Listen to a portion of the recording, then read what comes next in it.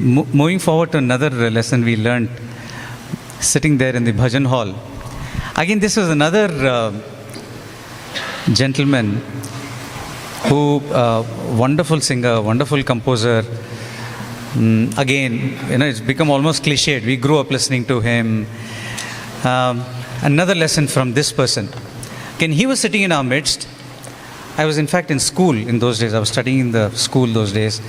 Swami came in and sat earlier than usual, and he was talking to everybody. As he was talking to everybody, he pointed to this gentleman and he asked him, "How is your mother?" So he said, "Swami, she's fine." Then Swami pointedly looked at him and said, "How is your mother?" His confidence was a little lower now. He said, "Swami, she is okay." Then Swami was very stern now, looked very sternly into his eyes and said, "Tell me really, how is your mother?" In Hindi, Swami he said, "Maa kaisi hai?" Then this gentleman almost broke down and said, "No, Swami, she's not fine. She's not well." And Swami asked, "Who is there with her to take care of her?" And he hung his head down.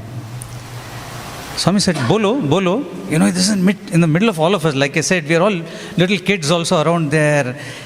And he didn't reply. Swami said, tell everybody who is around with your mom, who's taking care of your mom. And finally he said, "Swami, nobody." And Swami said, "What are you doing here?" Then he said, "Swami, I've come to sing for you." Swami said, "Leaving your ailing mother back at home with no one to take care of her, you come here and you sing before me. You think I'm really going to be pleased?" And most of us were in tears. In fact, that time, he broke down and he asked Swami for forgiveness, etc. But this is what Swami drove home, that we all have our duties. The next lesson, after we spoke about punctuality and after we spoke about humility, the next thing is that we should do our duty.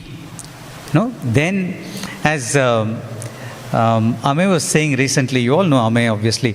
So Ame was saying, when Swami says, who is a devotee? One who has discipline. Discipline, duty and devotion, all these go hand in hand. And Swami says, when you don't do your duty, one of the D's is missing, then definitely the devotion does not reach him.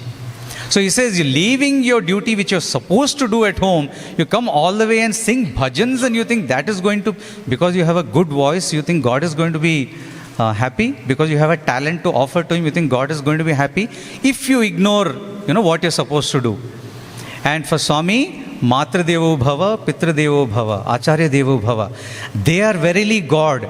So the first thing Swami says is mother. Mother is verily God.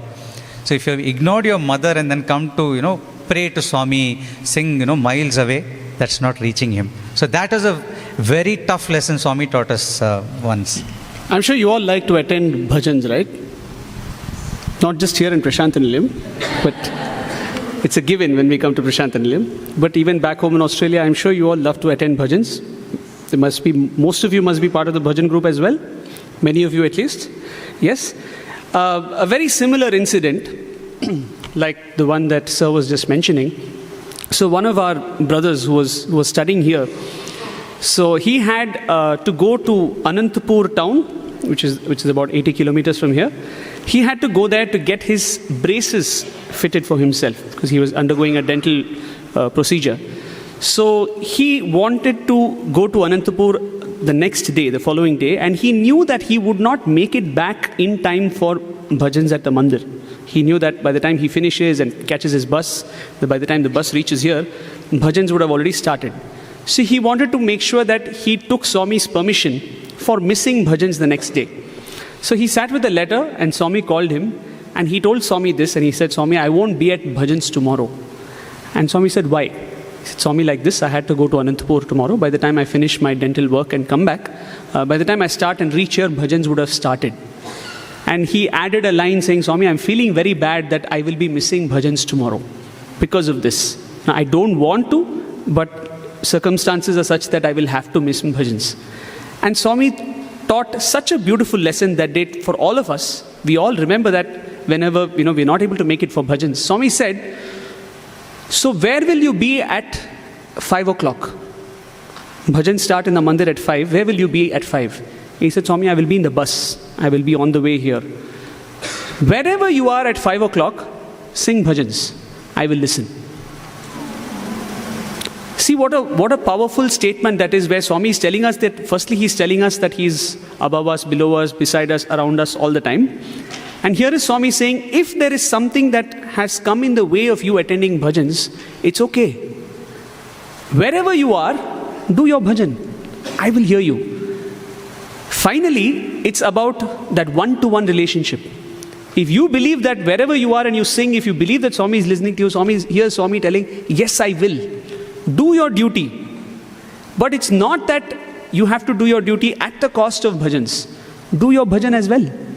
Do it wherever you are. And I will definitely listen. So when here was on one side Swami asking this sir, why did you have to leave your mother and come here? Do you think that is going to make me happy? And as an extension of that lesson, Swami is saying, you don't have to come here. Wherever you are, you do your bhajan. I will listen to you. Right? And that is the next lesson that we thought we could talk about, which is duty. Yeah, so the thing is, if you can, yes, do come. Don't think that, it's not an excuse to say that, I'm going to skip bhajans, I'll stay at home because I have duty to perform.